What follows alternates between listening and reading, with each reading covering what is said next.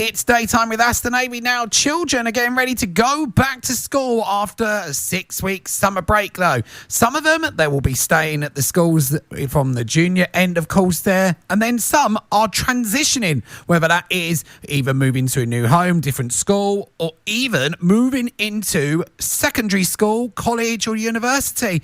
It can play effect on their mental health at the same time as well, because, of course, they may struggle to make friends, but that's the last thing that some of us want here. And joining me right now to give us tips and advice on back to school transition is psychotherapist Noel McDermott, a mental health expert. He joins me as my guest in this part of daytime. So Noel, welcome back to Gateway. Hey Ashton, how you doing, mate? Fine, thank you, Noel. Now, I have to say, it's that time of year that children are getting ready to go back to school there. And I mentioned right at the beginning here, of course, there, that some of the children, yes, they're staying at the same school, but there are some that are moving schools or even transitioning into a secondary school, or college or university here.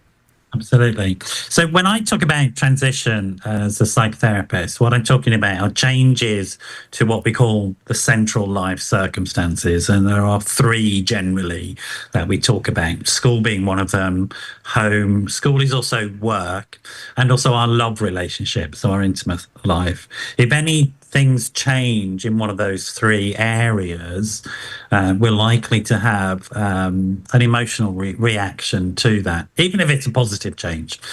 It's just the fact that we are creatures of habit, if you like. We like things to stay the same. And when things change, it can upset us emotionally. And if we get upset emotionally and we don't understand what's going on, sometimes we can develop behaviours, coping behaviours that seem a bit odd. You know, certainly with children, we might see coping behaviours like sucking a thumb. We thought little Johnny or little Julie had gotten over that, and then suddenly they're sucking their thumb again, or they're being a bit more clingy.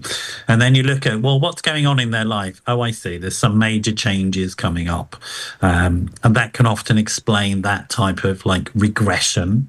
And we may see new behaviours. For example, we may see Johnny or Julie, whoever they are, getting angry. Suddenly they're sort of losing their temper all the time. You think, well, what's all that about? Again, if you just look at if there are big changes in their life, we see what we call adaptive behaviours or maladaptive behaviours. They're not coping very well. So you start to see these new behaviours. Nothing to worry about. It's just something to notice, really. And then we can talk, if you like, about how to manage transitions. And especially as well with transition side of things, as well as I've mentioned already, that obviously some of them are moving into different school and new lease of life into school as well, especially those that are moving into secondary school this September as well, because it's going to be like, how are they going to settle in? Are they going to make new friends, for example? There's some of the things as well, because they might not be seeing their schoolmates that they had at junior school. So there may well be, for some of these changes, these transitions, there may well be stuff that we're having to leave behind, losses, if you like. And that can colour the experience of the new beginning. And can make it more difficult to sort of think about the new beginning as a positive experience. And I would say as well that it's not just if you're going to a new school, it's just going back to the same school as well. That transition from holiday to work, if you've had a nice long holiday, going back to work is... It's always a great thought, right? So it's okay. But generally, we're designed to be able to settle into the new environment. And that's the message I want to get across to people, that with sort of minimal support, often we settle into this new regime, this new environment pretty quickly. And only get worried if people aren't settling in after a few weeks. Then there might actually be something going wrong in the new environment. That alongside it as well here, Noel, of course, there's obviously children getting used to new environments there as well. But then obviously I mentioned about those that are going secondary school. You got some that, of course, that are going to be going college for the very first time there as well. That's not sixth form within the actual school that they were at here as well. Absolutely. And that would be a major life transition, because there would be a number of changes to those central life circumstances that I described, which can produce really quite strong reactions and can colour the entry into the new environment. The great thing is, if we know that it's normal and natural to be upset during periods of transition. We know enough about it now to understand how we reduce those difficult feelings and those difficult behaviors. And the key is sort of normalizing, and it's always the key with any sort of mental health issues, to be able to have a useful explanation available. The reason why you're feeling like this is because, and it's normal. If you can say that to people, if you can say it to yourself as a parent, you don't freak out, right? But certainly if you could say it to your kids, you can calm them down and say, it's okay, this is just normal. You will feel frightened going to a new school. You will feel a bit anxious going to a college for the first time, a university for the first time. That's normal. It's not because it's actually a bad or dangerous place. It's just that's how your mind reacts to these types of changes. So normalizing stuff helps us reduce the risk of, exaggerating the impact inside our heads. The other thing we can do is just thinking about, if it's a big transition, like going to a brand new school or going to college for the first time, my suggestion would be that the first time you see that school or college shouldn't be on the day you're starting. It's probably a good idea to go before and visit it before, so that it isn't totally strange. Most schools will absolutely be happy for you to do this. So let's say your kid is moving from sort of playgroup to school for the first time. It's not an unusual request as a parent to get hold of the school and say, well, my child is moving up into school for the first time. Can I bring them along to visit and get to meet teachers? In fact, I think most schools will probably insist that you do that, because they know that if they do that, they're less likely to have incredibly frightened children on their hands on the first day that they have to manage. And certainly universities and colleges are really happy for that. So doing what we call those targeted sort of visits, it would be the same if you're going to a new home, for example. The first time you see the new home isn't the day you're moving in, I hope.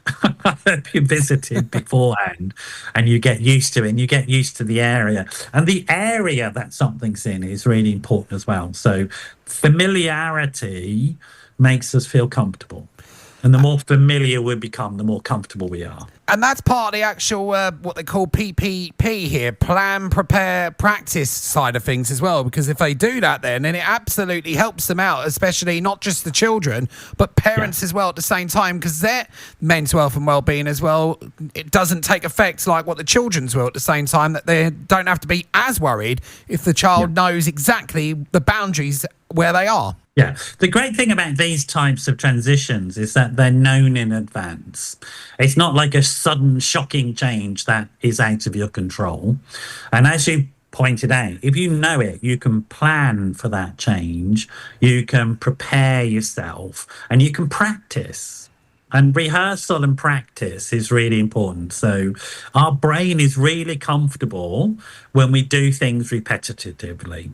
That's it. Our brain is designed to make a habit out of everything. And so if you can get the habit of going to this thing before you actually start, you've done all that work. You've gotten rid of what we call the cognitive dissonance, which is this strange anxiety you might have because you're in somewhere new and things feel familiar rather than new. It's newness, really, that produces this anxiety in us. When it's familiar, with a known transition, we can make it familiar very, very quickly and really, really help ourselves. And in many cases, actually have no humps. It's hump day. We have no humps in the change. It's just a smooth ride in and through. It's particularly important. I think it really is important to mention this point, Ashton, if I may, that it's particularly important to do this work if you or your children have any sort of history of psychological difficulties in the past. Because one of the issues that might happen is what we call a regression. Another word for it is relapse. So if there's been a history of anxiety or depression, major life changes can produce a relapse. And the way to avoid that relapse is those 3 Ps. If you do that, you reduce the risk of a relapse absolutely to zero in most cases. And if you do have a relapse, it's much less intense and it doesn't last as long. So these things are really useful things. And I would say one final thing about it. Transition and change is a normal state of life. It's going to happen to us all the way through our lives. If we can teach our kids and ourselves how to manage these transitions in these ones that we know about and are predictable, we're setting up some really great psychological skills for our kids in the future. Exactly that as well, because with that being alongside it as well, for all the children getting ready to go back to school and for parents, they could actually help their child out as well by soothing and supporting them there, increase that, but then also we refocus on the health and well-being side as well, because that's important as well, especially for the first day back, as they called it. Absolutely. And change is the only constant in life. That's what we know. And being able to get comfortable with the idea of change, or really comfortable with the idea of, I've got a set of skills to help me manage change. And that's really the most important thing. And all studies have shown this, that if you get two people in exactly the same life circumstances, let's say they're negative life circumstances, the person who feels empowered, that they have personal choice within that circumstance, comes out of that situation much better than the person that feels disempowered, feels victimized. Okay.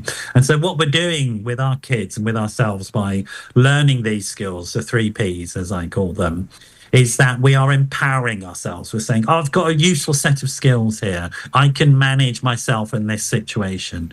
We can't change the reality of the change, but we can change our experience of it. And doing that, learning that we can empower ourselves in the face of the inevitable, is a really useful skill to have. And especially as well, what some of them can do as well is look at the peers as well. So the peers of like school colleagues, parents that already got children at certain areas of different education as well. So that's another factor they could look at as well and get advice there. Yeah, in terms of the target, where the target of the change is, often if you're going to school for the first time, the school will nominate peer support.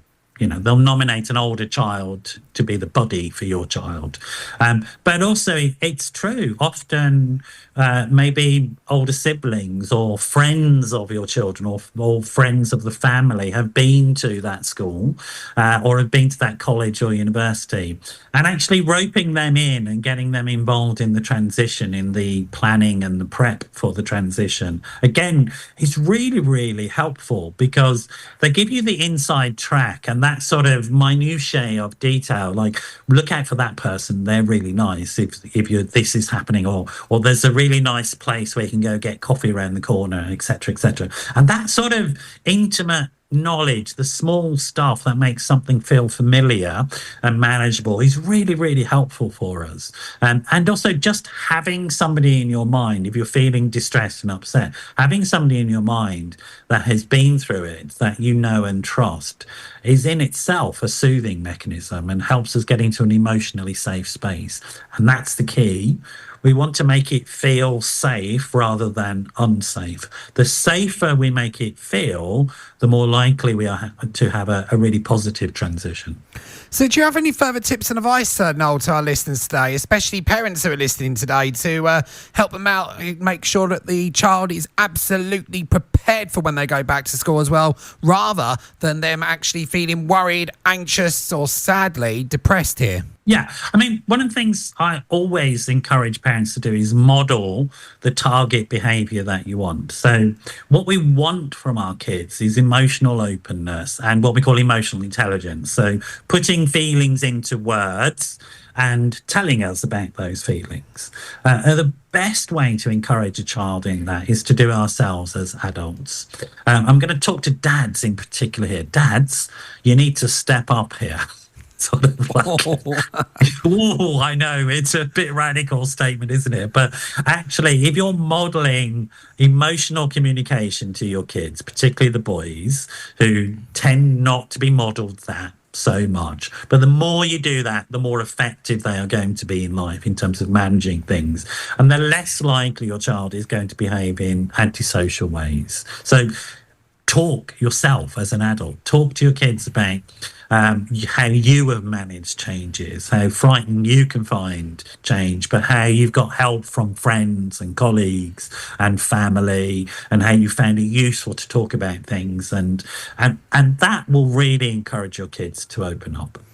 And that's especially as well, open up to your own child, especially parents as well. Don't let them suffer in silence, and yourself. Don't keep silent as well, because help your child out. They then become more alert and aware of what goes on in the school at the same time, which is, I have to say, good advice there, Noel, to our listeners today. But how can our listeners get further tips and advice on what we've been discussing today? Well, you can find me all over social media, unfortunately. So check out Mental Health Works or Mental Health Works UK. That's my website, and those are my social media handles.